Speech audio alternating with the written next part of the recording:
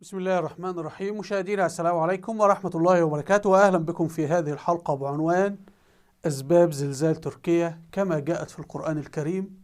نجد أنه من 1400 سنة الله سبحانه وتعالى في القرآن الكريم يصف ما جرى في زلزال تركيا وأسباب الزلزال كما حدث بالضبط، كما يصفها علماء العالم وعلماء تركيا الآن. وهذا أكبر إثبات على أن هذا القرآن ليس من تأليف محمد صلى الله عليه وسلم، بل هو وحي من الله سبحانه وتعالى. تعالوا نبدأ ونرى الأمور المذهلة والحقائق العلمية في القرآن الكريم. نبدأ أولا من هذه الصورة. هذه الأرض، طبعا الأرض عبارة عن طبقات كما نعرف، ونحن نعيش هنا، نعيش في الأعلى على هذه الطبقة الرقيقة جدا الصلبة، وهي طبقة هشة. وأسفل هذه الطبقة لدينا طبقات من نار ملتهبة، يعني نحن نسكن ونقيم فوق نار. فالقشرة الأرضية الخارجية هي عبارة عن سفينة تطفو على بحر من الصهار البركانية، النار الملتهبة المحترقة. سبحان الله. ولذلك الله سبحانه وتعالى في القرآن الكريم حث البشر أن ينفذوا إلى أقطار الأرض وليس قطر الأرض. فطبعا الوضع كما تشاهدون. طبعا كل ما نتجه إلى باطن الأرض بنجد هذه الصهارة ثقيلة جدا، بينما عندما نصعد إلى أعلى القشرة الأرضية هي قشرة خفيفة وكثافتها قليلة، وهذا موصوف بدقة في القرآن الكريم. طيب، الزلازل تحدث نتيجة أن القشرة الخارجية للأرض بتهتز، وهنكتشف أنه ليست القشرة قطعة واحدة كما يقول الله سبحانه وتعالى في القرآن وكما يقول العلم الحديث. فنحن بنطفو على هذه الصهارة، هذا السائل اللي هو من الحديد والمعادن، وعندما يحدث هذا الاهتزاز ويحصل خسف، الأرض تنزل أسفل، يحدث الزلزال. هذا وصفه الله سبحانه وتعالى في سورة الزلزلة. يقول الله سبحانه وتعالى: إذا زلزلت الأرض زلزالها وأخرجت الأرض أثقالها. فالله سبحانه وتعالى يتحدث عن أن باطن الأرض فيه الثقل، أثقل شيء هو موجود في باطن الأرض، وأنه في يوم القيامة سوف يحدث الزلزال الأخير الذي يؤدي إلى دمار وفناء البشرية تماما، وتخرج البراكين من باطن الأرض وتخرج أثقالها. فكيف الرسول صلى الله عليه وسلم يعرف أن باطن الأرض فيه الثقل الأرض كله وهو لم يكن عالم جيولوجيا؟ والعلم الحديث توصل الآن فقط لهذه الأمور، والعلم الحديث حتى توصل يعني أبحاث كثيرة حتى لم يستطيعوا أن ينفذوا إلى 20 كيلو متر في بطن الأرض فقط. الأمر الثاني أن الزلزال في تركيا حدث في هذه المنطقة تحديدا، وهي منطقة الصدوع أو الشقوق، لأن الأرض القشرة السطحية ليست كتلة واحدة، إنما هي مجموعة من الصفائح الأرضية المتلاصقة وبيحدث بينها احتكاك، ونتيجة لهذا الاحتكاك بيحدث الزلزال، وهي كلها تطفو، تسبح، تعوم على السائل المنصهر الشديد الحرارة كما شاهدنا. فتجدون هنا علماء الجيولوجيا بيقولون هذه المنطقة اللي بيحدث فيها الزلازل كما تشاهدون في بطن البحر الأحمر، وأنه كما نشاهد شمال تركيا، وأيضا هذه المنطقة، كل هذه المنطقة فيها صدوع أو شقوق في الكرة الأرضية. ونجد الله سبحانه وتعالى يصف هذا في القرآن الكريم، فالله يقول: والأرض ذات الصدع، الأرض التي بها شقوق وليست متصلة. ولما نقرأ الآيات التي تسبقها نجد أن الله سبحانه وتعالى يتحدث عن تكوين الكواكب، تكوين السماء، تكوين الأرض. فيقول الله سبحانه وتعالى في بداية السورة: والسماء والطارق، النجم الثاقب. فيتحدث عن الأرض، عن السماء، عن النجوم. ويتحدث الله سبحانه وتعالى عن خلق الإنسان: فلينظر الإنسان مما خلق. ثم يقسم الله سبحانه وتعالى ويقول: والسماء ذات الرجع والأرض ذات الصدع. فكيف أمكن للرسول صلى الله عليه وسلم أن يعرف أن الأرض بها صدوع، وإن هذه صفة من صفات الأرض؟ ونجد هذا التعبير القرآني متكرر في وصف الجبال، لو أنزلنا هذا القرآن على جبل لرأيته متصدعا، يعني الجبل نفسه سينشق أكثر من شق. فهنا يقول الله سبحانه وتعالى لو أنزلنا هذا القرآن على جبل لرأيته خاشعا متصدعا، يعني هذا الجبل سوف يجري فيه شقوق كبيرة جدا. هنا حضراتكم تفسير الآية القرآنية.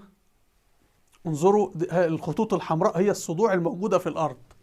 طبعا في تركيا هنا حيث حدث الزلزال هنا صدع كما نشاهد، ثم هنا صدع وهنا صدع، وطبعا في صدع بيبدأ من إثيوبيا في البحر الأحمر ثم الأردن ثم أدي الصدوع. انظروا كل هذه مناطق الزلازل في العالم.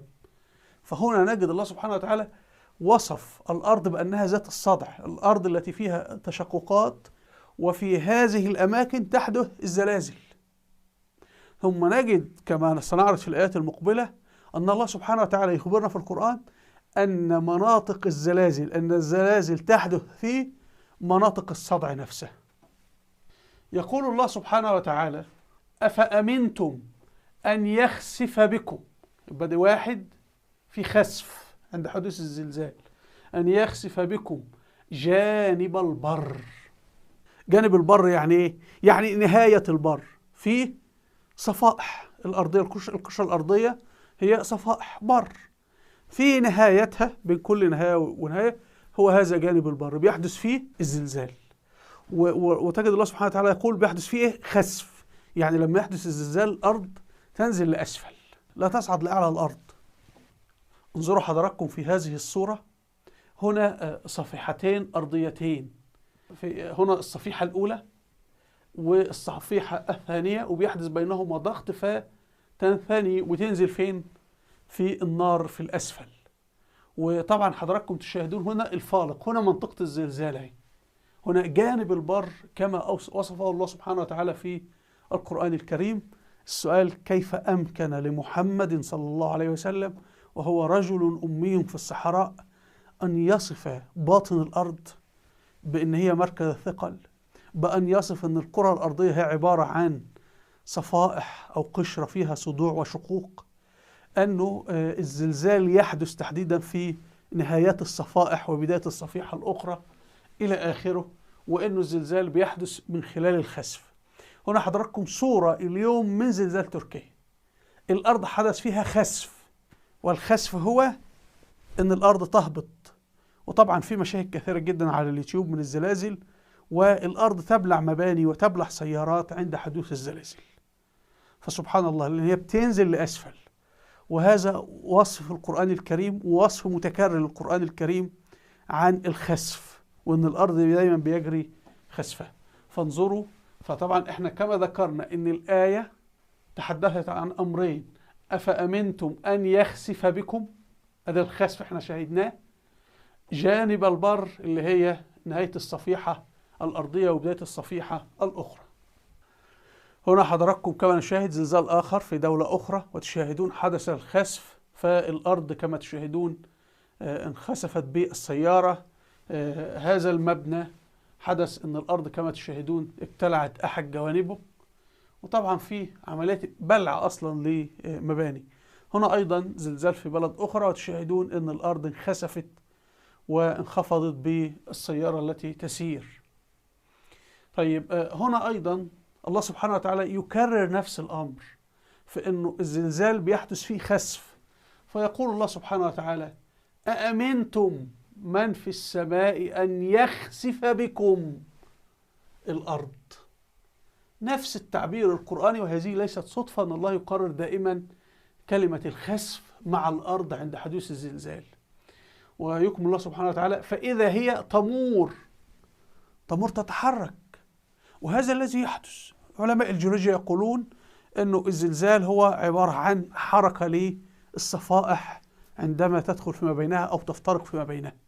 فإذا الله سبحانه وتعالى يقول الزلزال يحدث عندما هذه الصفائح تتحرك، تمور تتحرك ويحدث هبوط، وهو الوصف العلمي الدقيق، وهو الوصف الموجود في القرآن الكريم. وبتحدث هذه الحركة، يعني الموران هو كثرة الحركة، فيما يسمونه العلماء الآن بالهزات الارتدادية. يعني الزلزال الأصلي الهزة الأولى ثم الهزات الارتدادية، وتجد الله سبحانه وتعالى قد عبر عن هذا، وهذا من الإعجاز العلمي في القرآن الكريم. أيضا في سورة الواقعة نجد الله سبحانه وتعالى يصف الزلزال يعني يوم القيامة فيقول: إذا رجت الأرض رجا، يعني الأرض هيحصل فيها اهتزاز شديد، يعني زلازل. وهذا الذي جرى في تركيا، جرى في تركيا 120 زلزال. الزلزال الأصلي أو 3 زلازل أصلية هم نحو 110 أو أكثر من الهزات الارتدادية. ويضيف الله سبحانه وتعالى: وبست الجبال بسا فكانت هباء منبثا. بست الجبال بسا يعني تفتتت، الجبال دي تسيح، وهذا الذي يحدث في البراكين. فكانت هباء منبثا، الفقهاء قالوا ان هي تتحول الى سائل يتبخر. سبحان الله، وهذا ما يحدث في البراكين حرفيا. فكيف امكن للرسول صلى الله عليه وسلم ان يعلم ان باطن غالبيه الارض اصلا هي عباره عن نار ملتهبه، سائل منصهر ملتهب، وانه هذا السائل عندما يخرج الى السطح يذيب كل شيء، ونحن نشاهد هذا في البراكين. ايضا الله سبحانه وتعالى يصف الزلازل ايضا في قوله تعالى: يوم ترجف الارض والجبال، والرجف هو كثره الاهتزاز، وكانت الجبال كثيبا مهيلا. والكثيب المهيل هو الرمل السائل، يعني الرمل يصبح كما نشاهد في البراكين. فسبحان الله، طبعا الزلازل والبراكين مرتبطة ببعضها البعض، وهذا مذكور في القرآن الكريم. نحن عندما بدأنا بسورة الزلزلة فالله سبحانه وتعالى نجد أنه تحدث أنه سيحدث زلزال أولا ثم يحدث البركان ثانيا، أن الأرض تخرج أثقالها. صدق الله العظيم. أخيرا أنا أوجه رسالة للشعب التركي المسلم في المحنة التي يمر فيها. اتصلت بصديق تركي فقلت له: أنت أين؟ قال لي: أنا مشرد في الشارع، لا مأوى لا مكان، المنزل 8 طوابق وحصل فيه صدوع أو شروخ، فأصبحنا مشردين في الشوارع. فهذا الصديق تركي هو يعني متزوج من سوريا، ويعني يعرف الأوضاع في سوريا جيدا. فنقول للشعب التركي المسلم: ما حدث في تركيا محنة يوم واحد، محنة يوم واحد، قتل نحو 2000 إنسان، دمرت آلاف المنازل، سقطت العشرات أو المئات من العمارات السكنية. فما بالكم بأنه ما حدث في تركيا في يوم واحد، وأعلن الحداد وكارثة وطنية، وهي كارثة كبيرة جدا. هذا يحدث كل يوم في سوريا منذ 12 عاما. هذا مشهد واحد من مدينة حلب. كل يوم الشعب السوري يجري قصفه بالطائرات الإيرانية والطائرات الروسية وغيرها من الأسلحة والقنابل فوق رؤوسهم. لم يبقى مبنى واحد سليم في المدن السورية كلها. فالشعب السوري يعيش في الثلوج والمطر ومشرد في الشوارع منذ 12 عاما. وكل جريمة هذا الشعب أنه يتمسك بشهادة أن لا إله إلا الله محمد رسول الله. الميليشيات الإيرانية الشيعية تقول له: قل إن القرآن محرف ونحن لن نقتلكم. فالشعب السوري المسلم يرفض ويقول: هذا كتاب الله، نحن لن نؤمن بهذه العقيدة الشيعية التي تقول إن القرآن محرف. يقولون لهم: اشتموا عرض الرسول صلى الله عليه وسلم، اشتموا زوجة الرسول السيدة عائشة واتهموها أنها ارتكبت الفاحشة. فالشعب السوري يرفض وقدم 2,000,000 شهيد، فضلا عن 10 مليون لاجئ مسلم خارج سوريا، فضلا عن ملايين المشردين اللاجئين داخل سوريا، ولأنهم يرفضون أن يطعنوا في عرض السيدة عائشة وأن يرموها بارتكاب الزنا والفاحشة والعياذ بالله. الميليشيات الشيعية الإيرانية تقول لهم: فقط اشتموا أبو بكر الصديق، اشتموا عمر بن الخطاب، اشتموا عمرو بن العاص، اشتموا معاوية بن أبي سفيان، اشتموا تاريخنا الإسلامي. يرفضون. فانظروا، هذا الشعب السوري المسلم هو والله أحذيته فوق رؤوسنا. هذا الشعب الذي تمسك بإسلامه وتمسك بقرآنه وتمسك بدينه وتمسك برسوله وتمسك بأمهات المؤمنين على رأسهن السيدة عائشة. هذا الشعب المسلم الذي تمسك بالترضي على الصحابة أبو بكر وعمر وعثمان وطلحة والزبير وسعد بن أبي وقاص وحمزة بن عبد المطلب وعلي بن أبي طالب ومعاوية بن أبي سفيان وخالد بن الوليد وعمرو بن العاص وغيرهم من الصحابة. هذا الشعب الذي رفض أن يساء إلى تاريخنا الإسلامي وإلى عظمائنا وإلى صلاح الدين الأيوبي وإلى السلطان قلب أرسلان رحمه الله وإلى الدولة السلجوقية وإلى السلطان يهوذ سليم القاطع رحمه الله السلطان العثماني.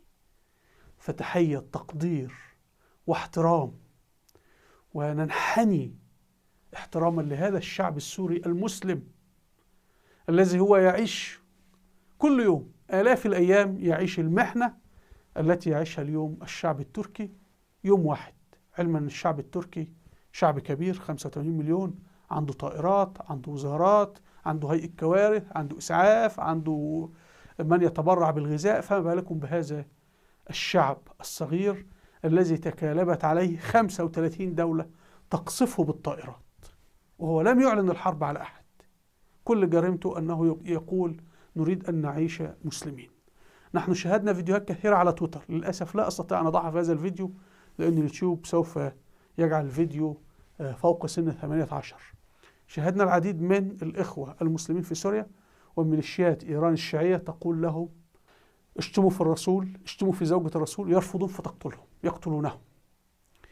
العديد منهم يجري وضعهم في حفر ويقولون لهم قولوا لا إله إلا بشار، بشار هو الله، فيرفضون ويقولون لا إله إلا الله محمد رسول الله، فيطلقون عليهم الرصاص.